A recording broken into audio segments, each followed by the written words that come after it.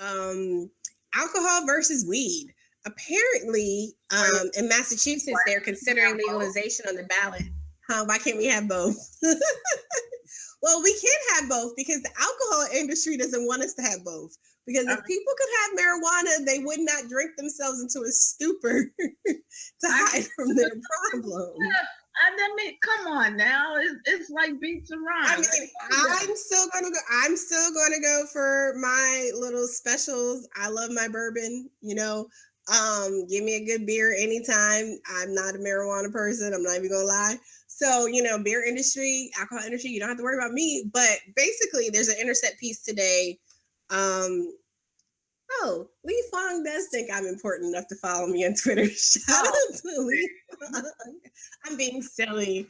I'm being so silly. Speaking of stuff that is better for you than, you know, some of these substances they have in the market, I just drank myself a cup of kava tea. I'm going to start doing commercials for kava.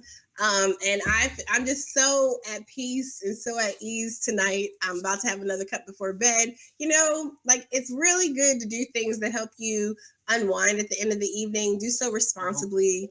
You know, however you see fit. We're all adults, you know. Right.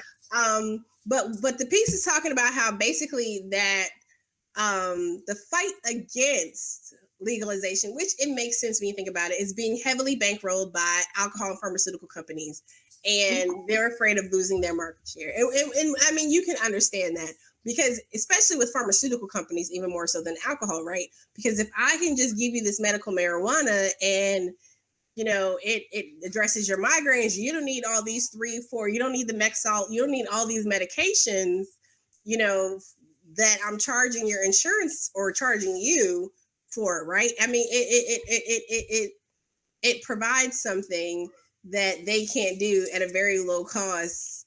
If I could just speak out to the industry right now and let them know, and you know, I'm just gonna speak for, you know, my demographic, you know, the hood.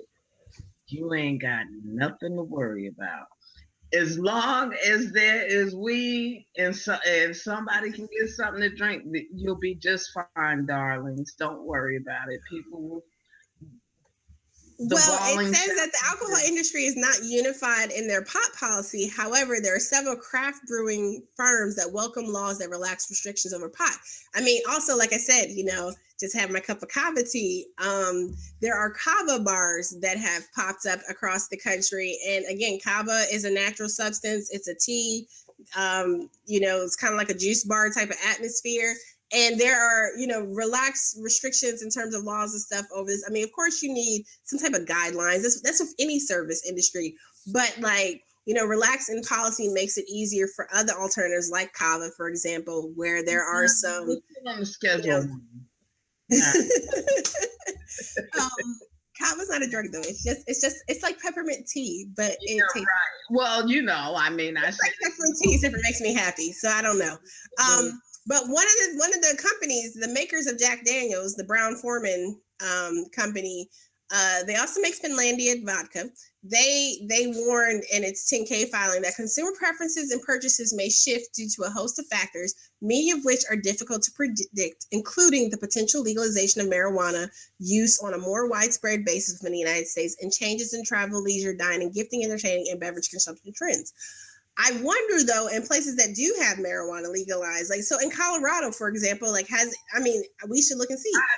Has there been a decline in alcohol sales? Are people using their prescription drugs any less? People out there, they balling stronger than ever. And they got they got yak in one hand, a blunt in the other. There's no problem. But like, I don't okay. I mean, if it's medical marijuana, then I probably could build my flex spending account for it. But like, yes, but recreational use, I can't get reimbursed for it. So I'm still going to get, you know, I'm still going to go with whatever's going to get me reimbursed, guys. Like, seriously, well, it's not even my cup of tea anyway. So, what? Oh, trying to get their heads. Well, I just found answer my question. They're saying that the research is split, and a professor, Daniel Rees, professor of economics at the University of Colorado, Denver, somebody for me to email and holler at, that consumers who substitute marijuana for alcohol, that they will do it when they're given the chance. Some will. Again, I'm not an alcoholic. You know, there's nothing wrong with it if you are, but I'm not. I like my liquor. I don't do marijuana. But tax revenue in Colorado, which legalized pot in 2012, suggests consumers have continued to purchase alcohol at almost the same rate as before legalization. So that's at least in Colorado. There has not been any, you know, significant difference. I'm pretty sure people who drink and smoke now are going to continue to drink and smoke, you know, down the road. They may do so just a little bit more openly and freely. I'm a scientist or a researcher, but I'm pretty confident from my on the ground field experiments, let's just say. So my conclusion is that nullified. Just stop tripping. Look, they may need to have a drink in the blunt. They may need to have a drink in the blunt.